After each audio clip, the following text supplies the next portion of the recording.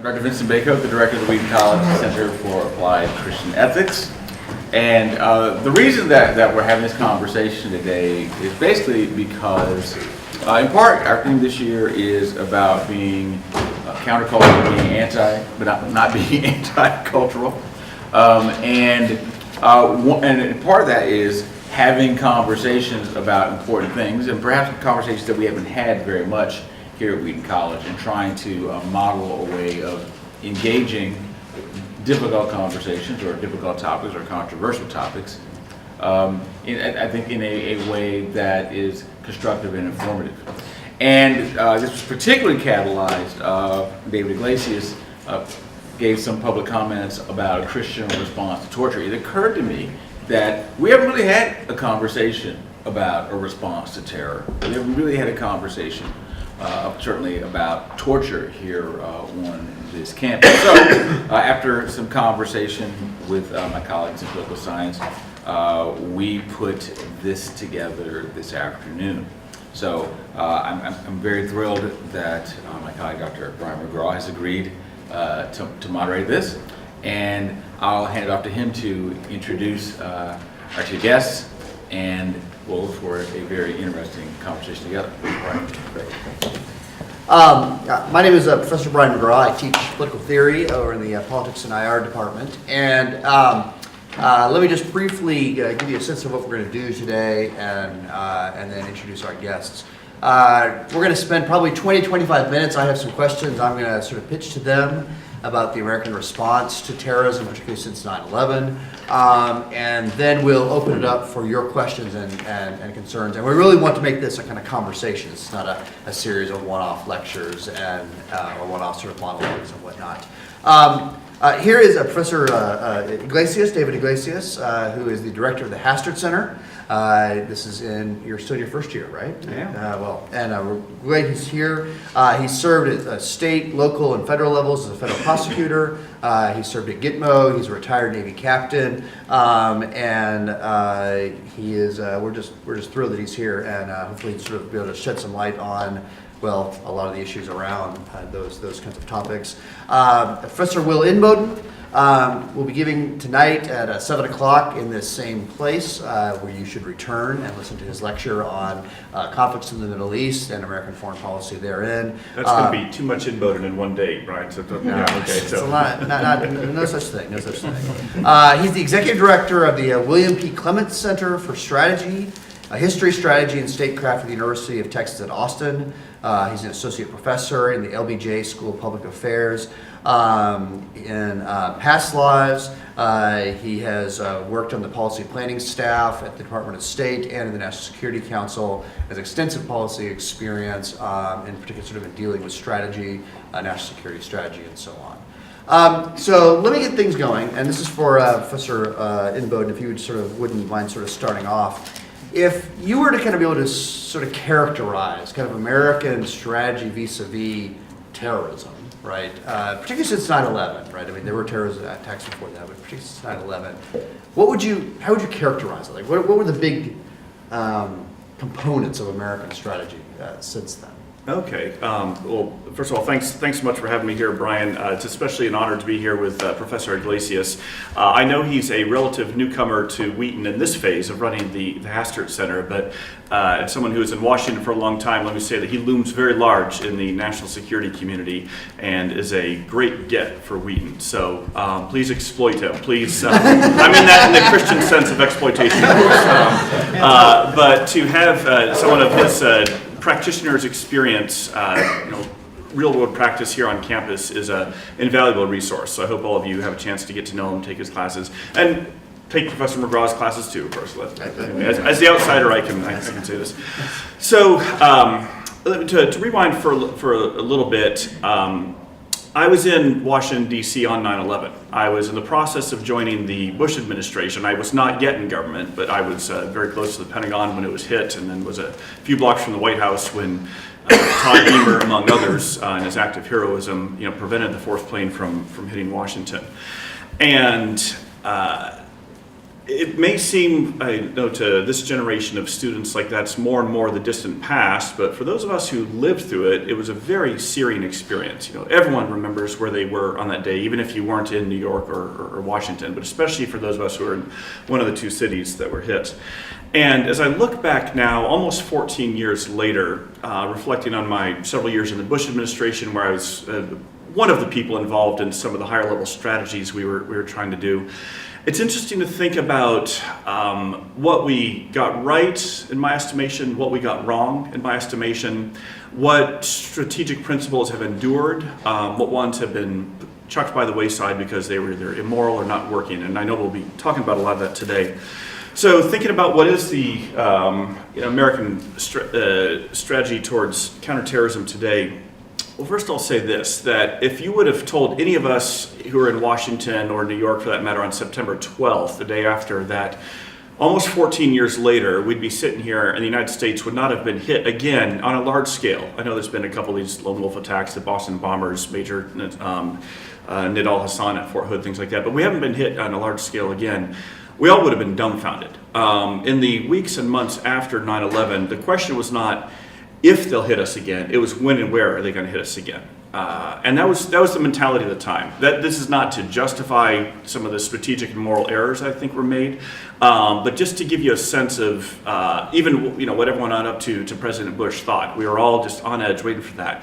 And strategy and policy was devised in that window, in that crucible. The president and his national security team didn't have the luxury of sitting in graduate school seminars or conference rooms for months on end debating these things. They had to be coming up with this on the fly.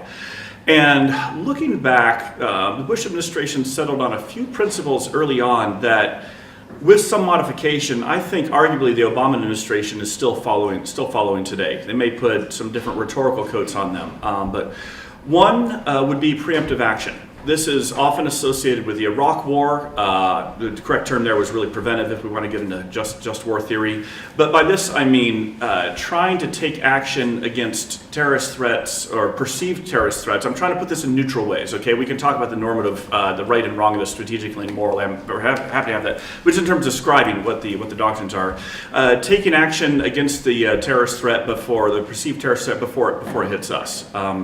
And the Bush administration did this in a number of ways, but this is really what the Obama administration is doing with the drone campaign. By and large, the vast majority of the drone strikes, which are taking out, legitimate or illegitimate targets, we can talk about that. These are not people who are about to pull the trigger. They're ones perhaps planning, they're ones perhaps with malicious intent, but these are preemptive actions that we are taking against terrorist threats before they hit us.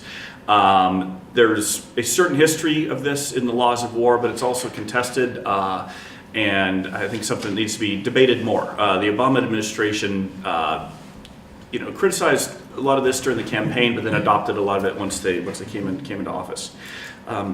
Another principle is that Bush developed, and I think the Obama people have largely followed, is not distinguishing between the terrorists themselves and then the countries that harbor them. Now this can be whether it's a malevolent regime, such as Iran or Afghanistan under the Taliban, or it can also be poorly governed states such as Yemen or Somalia, where a lot of this activity is taking place. But essentially the doctrine is if there are perceived terrorists in this territory, then we are going to treat that entire territory as more or less hostile. Doesn't mean the government itself is always going to be at fault, but they'll at least be treated as not able to govern their own space. Another one, and this I think gets on the legal dimensions, which I'll want to hear from. I think we'll all want to hear from David on, but also some of the moral ones is. Most American actions are still by and large unilateral. A lot of these do not have UN authorization. International law, my take on this as a historian and not a lawyer, is somewhat murky here.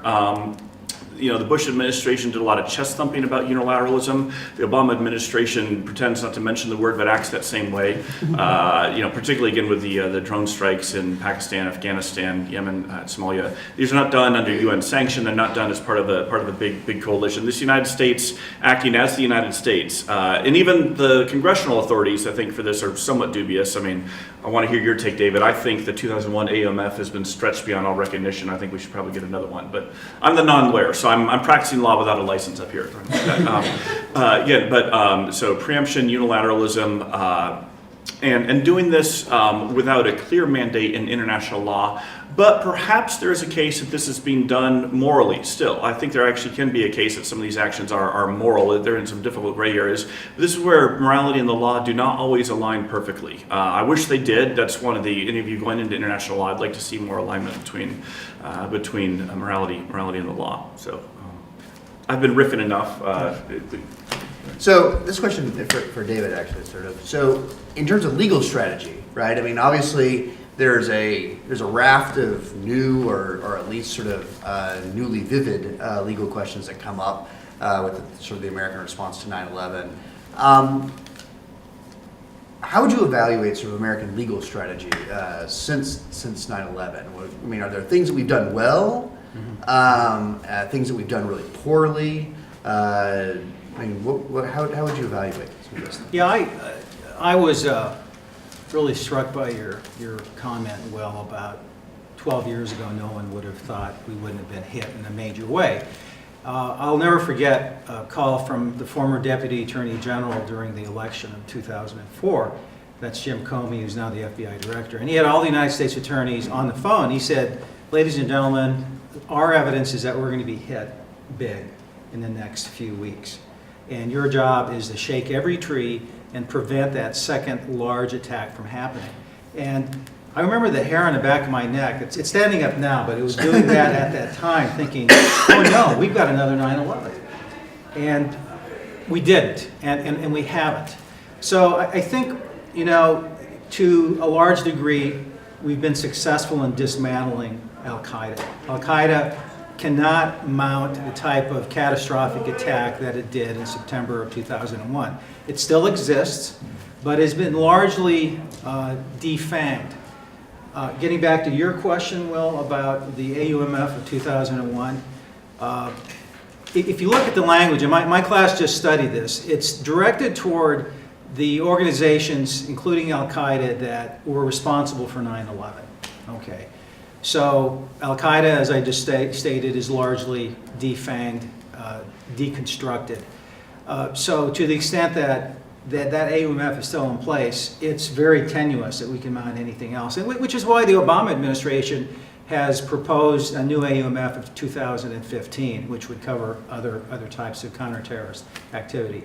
So legally, our response was primarily military. And we used our armed forces to retake Afghanistan, which had been a haven for Al-Qaeda and other terrorist groups. So we did a good job there. We've largely dismantled Al-Qaeda. That's good. We made some mistakes along the way. Certainly our interrogation practices fell way short of what we stand for as a country, and in my view as a lawyer, violated the several international treaties that we signed as a country. So we did make some mistakes. Now, one thing that I hope the audience understands is Will was operating from a policy-making level in the immediate aftermath of 9/11, whereas I was operating as an operator, so to speak, as a United States attorney who actually implemented policy. So my job was to keep a close look on the southwest border, make sure we had no Al-Qaeda operatives sneaking across the border with illegal immigrants. So that was my contribution, and then as a Navy JAG reservist, that was to support the military any way possible in taking the fight to the enemy overseas, not letting them come back to the U.S., but taking that fight overseas to our enemies. So really, sort of ask you sort of a follow-on question to that. If you had been sort of in the White House and been asked sort of for legal advice on what to do with the people who ended up in Guantanamo Bay, for instance, sort of detainees, right? People who are very plausibly, indeed, probably are quite, they're on the bad side of things, but they're not regular soldiers. They don't quite fit into any kind of nice, neat legal categories. What would you have recommended the administration? Because you're sort of on record as suggesting that the administration made serious, significant mistakes and legal mistakes. What would you have suggested? Well, Common Article 3 of the Geneva Convention makes clear that even sub-state actors such as terrorists are required to be treated humanely. And that's what we did not do for a number of years until, for instance, Senator John McCain introduced a Detainee Treatment Act. We had a hard time figuring out what to do with these guys because they were clearly not members of a nation state, such as a foreign soldier, such as a German soldier or a Japanese soldier during World War II that typically obeyed the laws of war. So, and the administration had legal cover from the John Woo memo of January of 2002 and the Jay Bybee memo of August of 2002, in which they basically said, we can treat these folks in any way we want, provided there's no organ failure or imminent death, which means pretty much anything is permissible. And if you know anything about how the Justice DOJ works, is when the Office of Legal Counsel issues an opinion, it's binding on the executive branch. So it's a powerful piece. So our agencies had the ability legally for just a few years to use, in my view, conduct that violated the Convention Against Torture, Common Article 3, and the War Crimes Act, which became federal legislation in the 1980s. To answer your question directly, we should have treated them as normal combatants. I'm not as bothered with the location of Guantanamo because we needed a place that was close to the United States. Leaving them overseas, I think, would have been problematic. Bringing them into the United States would have been problematic too, because then they would have lawyered up, and then we would have had to have used the Justice Department to prosecute them as common criminals. And I'm willing to concede that you can't treat a terrorist like a common criminal, but they still maintain residual rights to be treated humanely. So I think the mistake we made was not just putting them in Guantanamo. I'm okay with that, but allowing them to be maltreated. That created a whole set of other legal and moral problems. If I can jump in on this here, because embedded in David's remarks, there was a really important strategic principle I forgot to mention earlier, which is that the Bush administration decided that this is a war. And that's not just rhetoric to get the American people fired up and address the joint session of Congress or whatever. There's a whole set of legal and moral and tactical and strategic implications that go along with that. And the Obama administration, again, has largely, as a matter of doctrine, continued treating this as a war. That's why they're asking for a new authorization to use military force against the Islamic State, things like that. And this, again, may seem self-evident and common sense. Americans, well, look, they killed 3,000 of us on 9/11. If that's not an act of war, I don't know what is. That's 1,000 more people than were killed at Pearl Harbor. But not to get into too much of the 90s, but there is a case to be made. I don't buy it, but there is a case to be made that terrorism is more of a law enforcement legal problem. Now, in truth, it's everything. It's an intelligence problem, it's a political development problem, it's a law enforcement legal problem, and it's a war, and it's a military challenge. And that's why perhaps the best analogy to the struggle, the conflict we're in right now is really to the Cold War, where you're going to have some localized kinetic manifestations of hot war, as we did with Afghanistan, arguably Iraq. But also there's the ideological challenge of how do you change people's mind not to follow this poisonous totalitarian ideology, whether it's communism or militant jihadism. And then there's the legal matter of how do you preserve civil liberties under our Constitution for Americans at home, and then how do you preserve and protect the civil liberties that other people have through their innate dignity as being human beings, even if they're non-Americans and bad actors, or that are protected on international law, the International Covenant on Civil and Political Rights and things like this. And so in deciding that this conflict was largely a war, as the Bush administration did and the Obama administration did, even though a lot of things followed, that doesn't mean that it's only a war. That doesn't mean that the only instruments in it are, the SEALs that took out bin Laden or any number of, forward deployed military units, but rather you need to have the intelligence professionals and the lawyers and the USAID people out there too. So why don't we take questions from you all? I have some other questions in case there's quiet or silence or whatever, but I'd be interested in hear what our audience might have. No doubt you came with questions in your head or in your pocket and things that you would like to have answered from either one of our guests. Restate those questions. Right, and I'll try to restate the questions because I have a somewhat loud voice. This is to Captain Iglesias. You mentioned that you weren't concerned about the location of Guantanamo because there's an issue of bringing them into the States. What are the ramifications, though, the fact that our U.S. military bases considered American territory, and what are the legal ramifications of that if they are? Yeah, so, You go ahead. so the question is, how do we treat Guantanamo? Because it's technically part of Cuba. Cuba still owns it, but it's under United States jurisdiction. So there's no concurrent jurisdiction with Cuba. Well, the base of Guantanamo has been around since 1902. It's our oldest overseas base. We've used it for a variety of things, and most recently we've used it to hold these detainees. I think it's the appropriate place because I view the attacks on 9/11 as more of an act of war than a gigantic crime scene. I mean, you could make a case that the Justice Department should have prosecuted the attack on New York.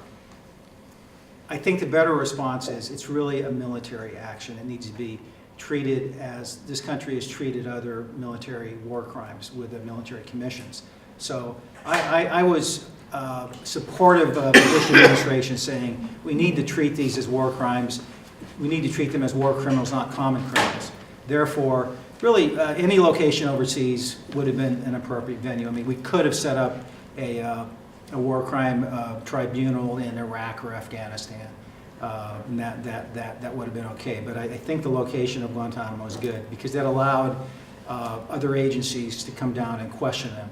Now, the manner in which they were questioned was problematic for a period of a few years. But to me, and I understand former Secretary of Defense Don Rumsfeld called Guantanamo the least worst place. I understand why he says that. But I do see some advantages of having the commissions there versus the mainland or overseas. And I don't know if my colleague here thinks differently. Yeah, as a non-lawyer, I defer to that very good legal reasoning you just heard there. No, it seems to make sense because if this was an act of war, if it was a military attack on us, which I think it was, even though it wasn't by troops from a recognized nation state because they weren't wearing insignia, because they didn't follow the usual model of, say, when Japan attacked us at Pearl Harbor. Although remember, I mean, maybe it passes the common sense test. Bin Laden declared war on the United States. His 1996 fatwa declared war on the United States, and so raises an interesting existential question. Are we at war with them if they say they're at war with us? And I think so. In retrospect, do you think it would have been better for Bush to have asked for a formal declaration of war against Al-Qaeda and the Taliban? I'll give a policy-ish answer, and then I'll defer to David on the legal answer.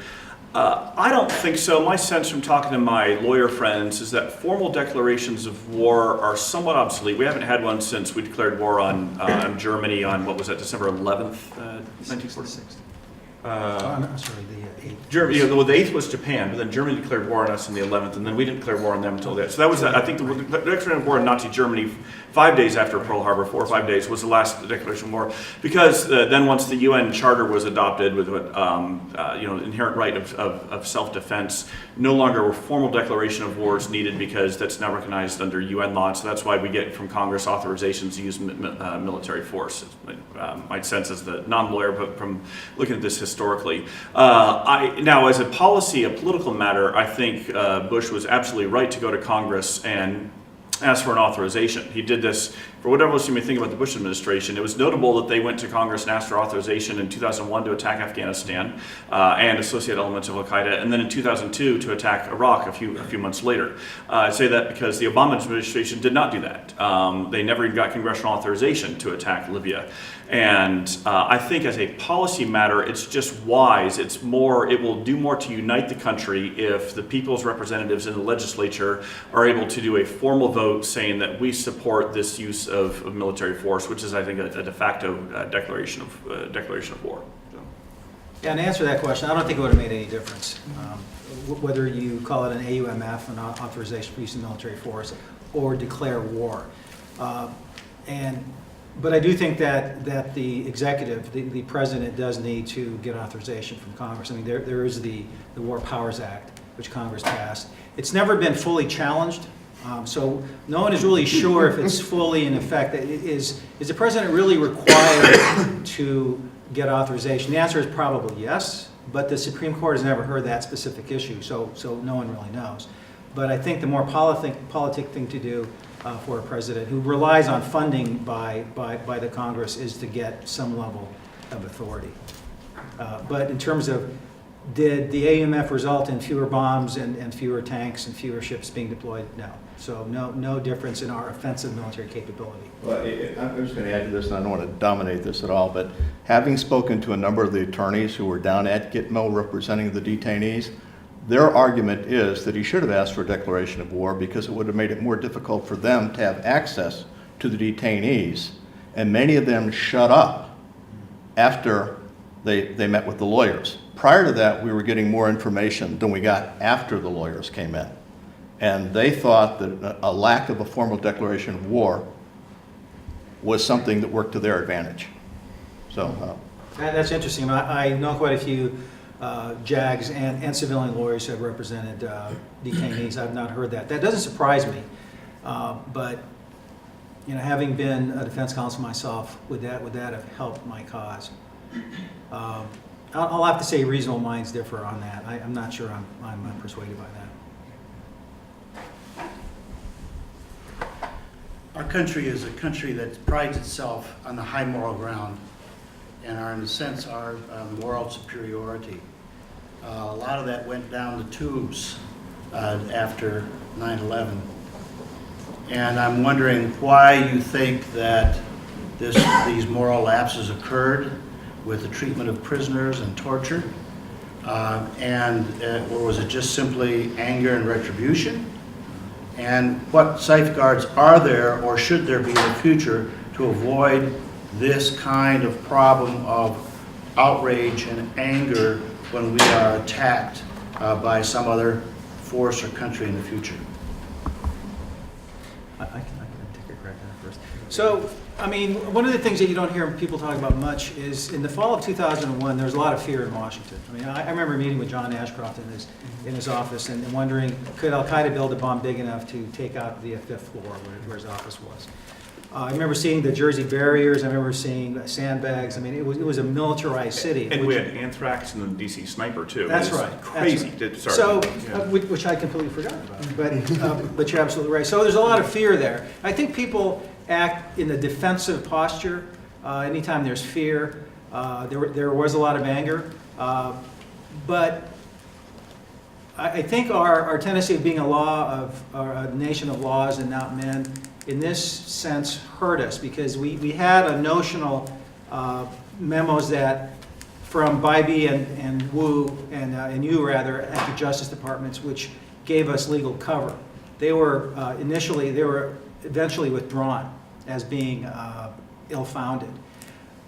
But I am critical of our response until we turn it around, until we fix the commissions to give greater due process rights for the detainees, until the Detainee Treatment Act was passed. So we did make a mistake for a number of years, but I don't think you can argue any time after about 2007 did we as a nation lose our moral standing. Abu Ghraib was a terrible stain, but that was done by low-level soldiers. They were turned in by another soldier, investigated by the Army. Those soldiers were court-martialed, and they were punished. So it wasn't as if the actors acted with impunity. There were legal consequences for what they did. So one of the reasons I do like and love America is because we do have an ability to self-correct. We made terrible mistakes. We're not making those same mistakes now. I don't see us going back to that. I'll agree with everything David said there, and I'll add a couple things too, which is, this is why discussions like this, when we're not under terrorist attack, when we can talk about these rationally but sincerely, are important times to do a lot of our moral reasoning, because when you are in the crucible, when you drive past the Pentagon a week after the attack and you still see black smoke coming out, when you had friends killed in this, it's easy to just be consumed with anger and vindictiveness. And some of that is righteous, but a lot of it is not, is probably more base. And so to have both a legal structure and then a moral compass to restrain us from lowering ourselves to the level of terrorists, I think is really important. By and large, I think our country did maintain that bearing, with some of the exceptions that we've discussed. And it's also, I think, bears remembering, the things that didn't happen. After 9/11, there was a real fear at the White House that the American people would essentially go on pogroms against American Muslims. A few days after the attacks, Bush went down to the Grand Mosque on Massachusetts Avenue to show respect for the Islamic faith, to call on American. That's when the first time he said Islam's a religion of peace, which he was much criticized for, but to make clear to Americans, this is not a war on Islam.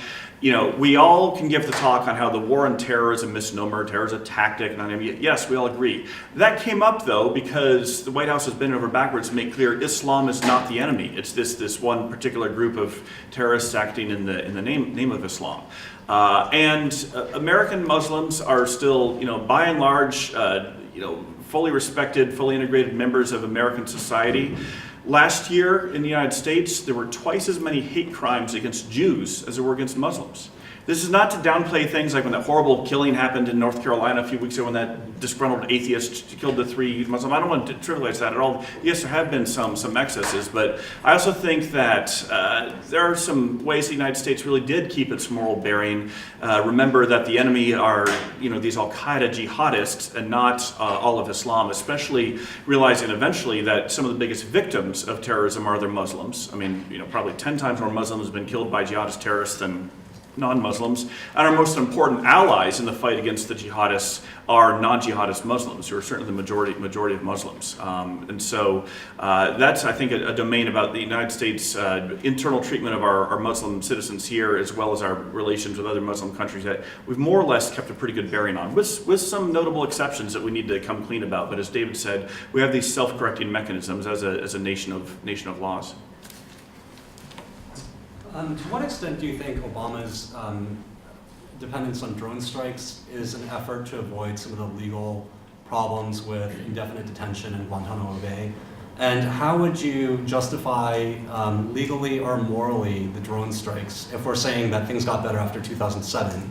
Are drone strikes okay from a legal, moral, and especially Christian perspective?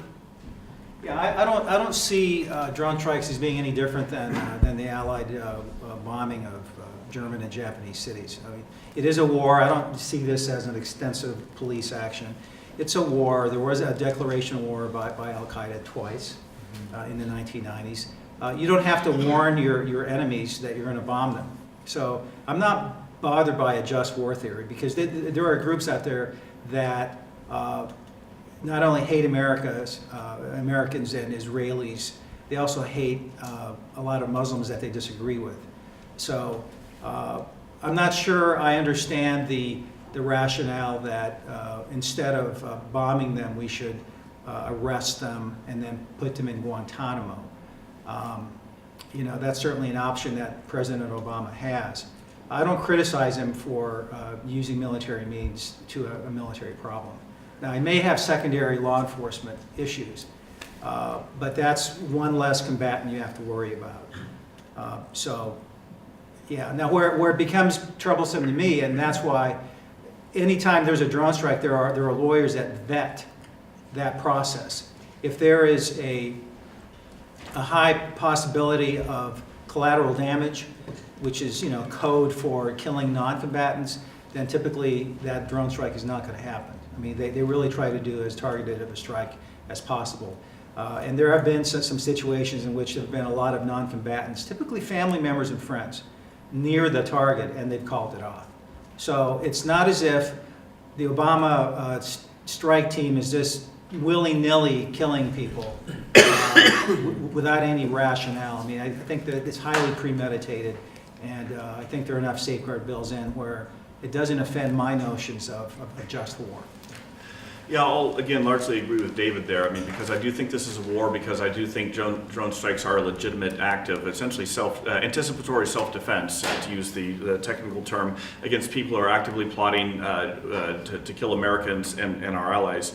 But I do think there's two big areas we need to have a strategic debate in this country. One is the overall utility of these drone strikes. Particularly, the local resentments they inspire. The possibility, look, not to be crude about it, but when you kill someone, you can't interrogate them. You can't get information from them, and there's some real trade-offs there. Yeah, we may have had the legal and moral right to kill that guy plotting to kill Americans, but we also missed the chance to glean intelligence from him. And so I think having a debate about some of the potential negative externalities, negative consequences of the drone strikes in terms of lost intelligence, and also damaged reputation to the United States. All that said, I mean, I've had that debate with friends and in my own head, and I'll come clean. I still support the drone strike campaign, I do, but I think that I do wish that we had a larger debate in the country, that Congress is more involved and had a more robust authorization of those, because they're still taking place under this 2001 law, which has, I think, been stretched too far. Another one that hasn't come up yet, I think we need to have a real debate on, is electronic surveillance and Edward Snowden. I find it's always an interesting gut check question to ask people, and I'm not going to ask for a show of hands here. Is Edward Snowden a traitor or a hero? And I know it's real binary, and maybe he's a little bit of both. I happen to think he's a traitor. I'll come clean on that. But a lot of my students think he's a hero, and I think there's a generational divide on some of this. Sometimes it come down to how close were you to 9/11? How much does that shape your consciousness about the the civil liberties we're allowed to concede some territory on? But Americans, we sometimes want to have it both ways. We want to be absolutely safe. We want to make sure our government does everything it can to make sure we don't have another 9/11 attack.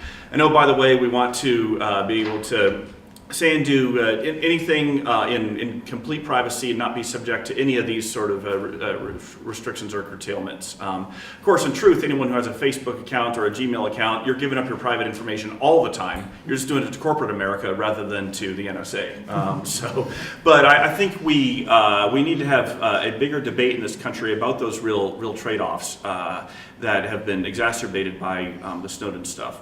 Because if we were to suffer another large-scale attack, and heaven forbid, I certainly hope it doesn't happen, I think you'll see public opinion shift sharply, saying, why didn't we do more? Why didn't we detect this? Why wasn't more done? And we'll have congressional inquisitions and things like that. Whereas one of the luxuries of going 13 and a half, 14 years now since 9/11 is it does breed a certain sense of maybe complacency. But here's the thing, I don't want the United States to be a garrison state. I don't want us to be this large Leviathan national security state where we're constantly under siege, we're constantly looking where's the next terrorist going to come. One of the blessings of being Americans is living in a relatively free and open society, having the buffers of the two oceans, and then peaceful relations with our neighbors to the north and south, and not having to worry on a daily basis about being attacked. And so we want to be able to go about our lives that way, but we also need to have a certain level of vigilance. It's almost, and there's trade-offs there. It's almost an impossible balance to strike. Just as a follow-up, I'm going to give you three options: hero, traitor, or something else. Okay, so hero, Snowden is a hero. You aren't being graded for this. All right. Traitor. Okay, good show of hands. All right. Yes. Okay. Something else. So there's okay. So I think probably that has the second highest number of votes. Snowden is quite problematic because the federal prosecutor in me comes out and says, there's a right way of airing problems and a wrong way, and he did discover a lot of abuses and a lot of government misconduct. But then so did Daniel Ellsberg during the Vietnam era, and Ellsberg stuck around for his trial. He didn't abscond to Russia and make friends with whoever was the premier of Russia at that time. He let the process. Yeah. I was going to say Khrushchev, but I think he'd already died at Brezhnev, thank you. They were all bad guys. It's Yeah. all story time, trust me. So they made Putin seem like patty cakes. I mean, so. But the point between Ellsberg and Snowden is Ellsberg did it right, went through the process, was cleared. Snowden did it the wrong way. So that's what troubles me. about Yeah, that's this. what troubled me about Snowden is that he went to one of our adversaries, and he's turned over a lot of stuff. And he also was indiscriminate in what he turned over and revealed. There were some abuses going on. I mean, I won't deny that at all. But there's a proper channel to go through. We should have gone to Congress on that and have them vetted, rather than turning over. Look, there's a lot of bad guys out in the world who are using different systems now, who we are not monitoring like we used to be because of what he turned over. America is at a higher risk now of terrorist attack than we were before Snowden. That's just a fact. Fortunately, we haven't suffered materially from it yet.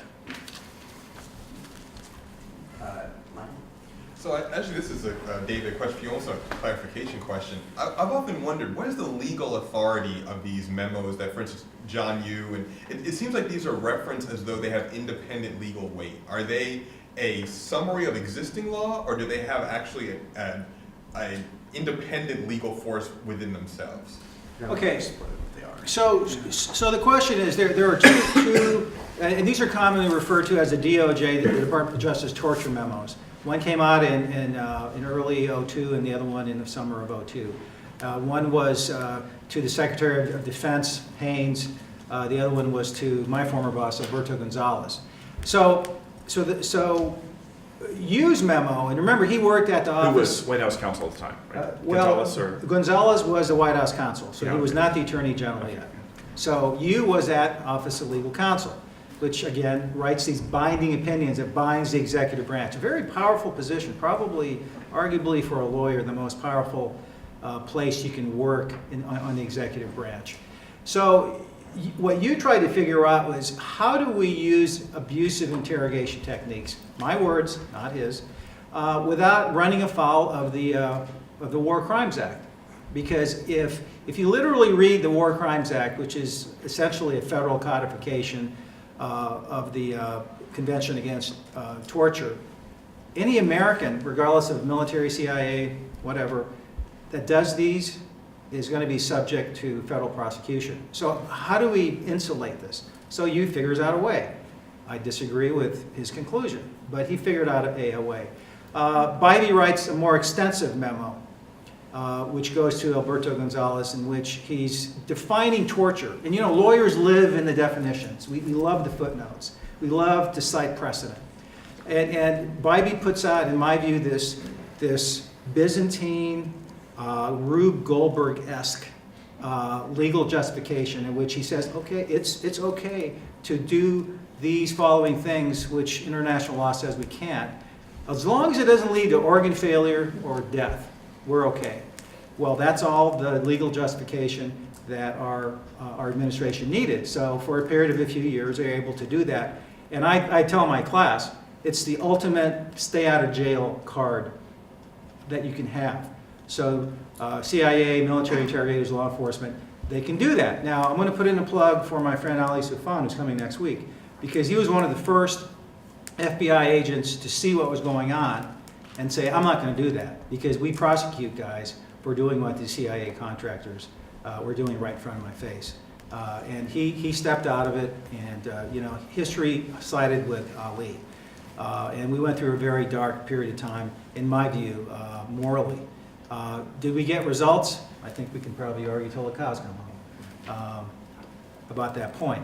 But I hope that answered your question. So I guess so the answer seems to be that those memos they're interpreting law. They're not making law, because it almost sounds like they're interpretation, because you said they're legally binding, so it's a legally binding interpretation of the law? They're giving opinions based on what the law is. Okay. But those opinions are binding on the executive branch. So it's almost like a Supreme Court decision, or like a court decision. It sounds like almost like Right, and it can only be overturned by the Justice Department or by a federal court. But they're no longer binding because they're withdrawn, right? Correct. Yeah. Okay. Yeah. Correct. I just know that ISIS is doing a lot of recruiting from the West. Do you know what our current policy is in America for American domestic citizens that are recruiting for ISIS, and what do you think on that about that policy? Okay, I'll take a stab at this one. Great question. The question is about ISIS, the Islamic State, and its efforts to recruit subjects and new participants in the West. So going back to when I started my remarks talking about right after 9/11, all of us expected we were going to get hit again, that we'd be very surprised to be here 14 years later. Not. I'll tell you another surprise, though, is that if you would have told us in Washington and government right after 9/11 that 14 years later that core Al-Qaeda would have been weakened like it was, but that meanwhile there would be a proliferation of jihadist franchises, Al-Qaeda in the Arabian Peninsula, Al-Shabaab, Boko Haram, et cetera, and this new, arguably even more nasty, more brutal, more horrific group called the Islamic State, which does set up a caliphate and controls a third of Iraq's territory and large swaths of Syria, and is attracting recruits from all over the world, a few thousand of whom have Western passports. If you would have told me that after 9/11, I'd say, we're not in very good shape. And so I do think we're in this new, very dangerous, very murky, very troublesome phase of this conflict, this war, which is still difficult to name, because there's a few unique attributes to the Islamic State that we haven't seen with these jihadist groups before. One is the formal control of territory. Al-Qaeda never governed Afghanistan. The Taliban was governing Afghanistan, and Al-Qaeda was there on kind of really cheap rent, essentially. So it's a symbiotic relationship, but the Taliban was the formal authority. No longer. The Islamic State has formal control over those swaths of Iraq and Syria, and now arguably some pockets of Libya, too. So that's one, formal control of territory. Another is independent revenue sources. Al-Qaeda before was largely relied on financing from a few radical sheikhs in some Gulf countries, giving its philanthropy and some of bin Laden's construction fortune. The Islamic State is making a lot of money from selling oil on the black market, from ransoms, from kidnappings, and they're now becoming pretty wealthy. A third unique characteristic, they've actually formally set up a caliphate. Now that's a technical aspect of Islamic history and law, but for propaganda purposes, it's very powerful because bin Laden, for all of his chutzpah, the late bin Laden, he always wanted to set up a caliphate, he never actually did. And now the Islamic State has done that. And that is repellent to most of the world's Muslims and inspirational and attractive to a small but dangerous minority.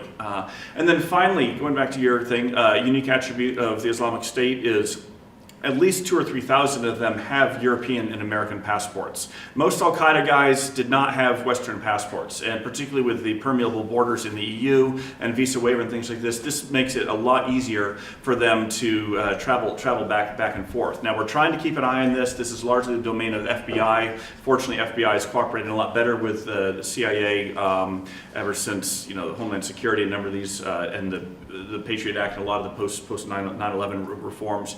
But it's worrisome.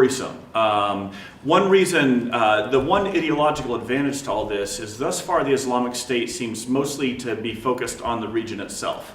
Al-Qaeda had the doctrine of attacking the far enemy. That's why they wanted to go after the US rather than other countries in the region. The Islamic State seems more focused on the broader Middle East right now, but all it takes is a few of these guys going rogue or reinterpreting some aspect of jihadist ideology, decide that they're going to use their Western passports and to hit Western targets. So it's very worrisome. I mean, former acting CIA Director John McLaughlin, we had him out to UT a few weeks ago, and he said that he thinks we're now in the most dangerous phase since September 10th, as far as the number of jihadist groups out there who have the capability and the means and the intent of hitting the U.S. So I didn't come here to scaremonger, but that's what Director McLaughlin said. I don't know if you want to. The biggest weapon that the Justice Department has using law enforcement means is the material support of terrorism statute, which is incredibly broad. You send money. I mean, there's a local Chicago area woman who sent a few $100s. I mean, that's a pittance. And she's a lot of money if you're a college student, but okay. Well, that's 50 pizzas. But she was indicted recently for material support of terrorism. So you don't have to send thousands of dollars. You don't have to send expensive equipment. but you could provide a service and virtually any amount of money and be vulnerable to a federal prosecution. So that's a powerful tool that domestic law enforcement has to make sure that Americans are not supporting foreign terrorists. Even if that terrorist group doesn't have an immediate threat to the United States, the Justice Department has significant tools to stamp out that here in the U.S. I can ask a follow-up question. I know in Australia there's an individual who is advocating and recruiting for ISIS, and they have him under house arrest. If a U.S. citizen were simply to recruit and not to send money, does that, I mean... That's still providing a service, Okay. and that would not be protected First Amendment speech. Do you know how broadly that is? I mean, does sharing a video that ISIS puts out include this? I mean, how strictly would you I interpret would that? need more facts. If he's standing on a street corner saying, give money to ISIS, depending on how sane he looked, he may or may not be vulnerable to prosecution. On the other hand, if he has a website set up for people to give money, he's going to get indicted. Yeah. Mark? Just sort of a follow-up to that, what about the reverse? There's stories of American families going over to fight for the Kurds against ISIS. Is that legal? Is It that is. illegal It but is. overlooked? Yeah, so what about Americans that are fighting ISIS? The Kurds, the Peshmerga, other groups. They're not a designated terrorist group. The U.S. State Department maintains a list of about 45 foreign terrorist organizations. If you're not on that list, you can aid that group that's not on that list and not be subject to federal prosecution. Are there issues about taking oaths to the particular military group or to another nation that then jeopardizes U.S. citizenship or anything like that? Say that again, please. If you take an oath to a foreign, oath, okay. an oath to a foreign military, is that an issue? Um, I'm not thinking if you about take, I hope we get some ideas here. it. My wife said no. yeah. I think taking an oath in and of itself does not subject you to federal prosecution. I think there needs to be more than just a word. There needs to be some type of action, whether it's giving money, giving training, giving support in some way. But an oath in and of itself probably doesn't get you over the goal line. I feel like, at least in my understanding, a lot of these groups tend to be derivative of one another, these terrorist groups.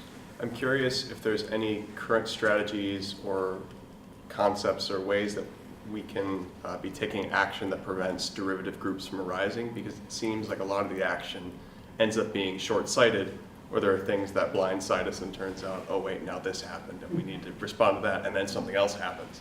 I'm wondering if there's any long view strategies for preventing that kind of thing from continuing perpetually. I'll take a crack at this.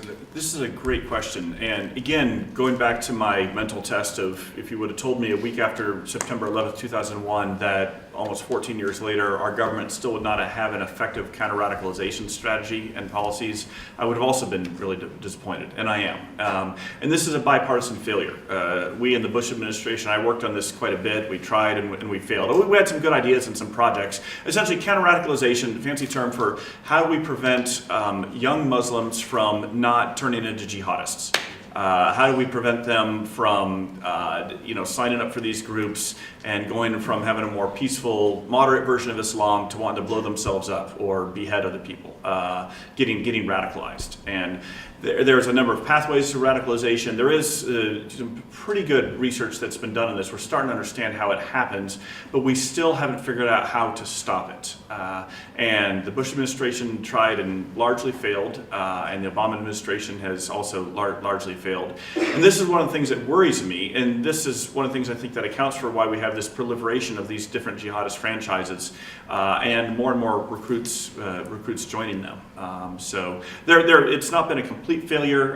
There have been, some covert programs that can't be talked about that have been effective. There have been some more overt ones. The Saudis, for all their brutality, have actually had a fairly effective de-radicalization program that's at least worked in some cases. But that's it, it's called the battle of ideas, essentially, I worry we're losing the battle of ideas. We do. Got time for one more question. Just to kind of follow up on that, I'm interested to know how much in kind of the preemptive to keep them from recruiting, like how much economics is playing in that as far as the economic opportunities for kids my age, 20 to 30-year-olds, and because you have the BBC's interviewing mothers saying their sons are wanting to go to ISIS because they have nothing to do in their homes. Is that something we're giving a lot of consideration to try to implement economic? It is, and in some cases it really is a factor, but I think in some ways it's perhaps been a little overdetermined. I mean, about a month ago, the State Department spokeswoman made a comment about, well, it's largely lack of jobs explains why these usually young 20-something Muslim men go to become terrorists. In some cases, that may be part of it, but the worrisome thing is if you look at the 9/11 hijackers or a lot of the leaders of these groups now, a lot of them are quite well educated, come from middle class or upper middle class backgrounds, and so did not have economic impoverishment, but rather just were, for some other reason, were attracted to this very seductive, radical, nihilistic ideology. So it seems to be some combination of a person who has a set of grievances, feeling like they're not appreciated, maybe they don't have enough opportunity, maybe they've had some other difficult circumstances in life, so they've got that set of grievances, and then along comes this appealing ideology that helps them make sense of all that, and feels empowering and helps give them a grid for mapping out the world and a sense of purpose and meaning. And I'm all for people having purpose and meaning in life, especially those who are aggrieved, but this is not a very constructive type of purpose and meaning. So again, the simplistic, well, it's just poverty and lack of jobs, and if we just do more international development, then no more terrorists, just doesn't work. Yeah, and just quickly, I think of somebody like Jihadi John, who's British, he grew up in Britain. I think he's equated national, but he's a legal resident of the UK. His parents are upper middle class, was educated, he had opportunity, but he rejected that, and he's a vicious killer who needs to be brought to justice or blown up by a drone strike, in my humble view. But so I want to echo what Will says. You can't just say it's just a matter of education. That's way too simple. Although I did notice when I was with the commissions that I noticed that a lot of the suicide bombers were from the lower rungs, and the ones that sent the suicide bombers on the missions tended to be the more upper middle class, more educated. So, Yeah. That's what I would say. Great. All right. Well, that's going to have to sort of do it for us. We're just about out of time. Tonight, again, 7 o'clock, right here. Dr. Inboden will be delivering this spring's Tiffany lecture on the Middle East four conflicts and the challenges of Christian statesmanship. So if please return, bring your friends, your foes, your acquaintances. We'd love to see you. But please join me in giving our two conversation.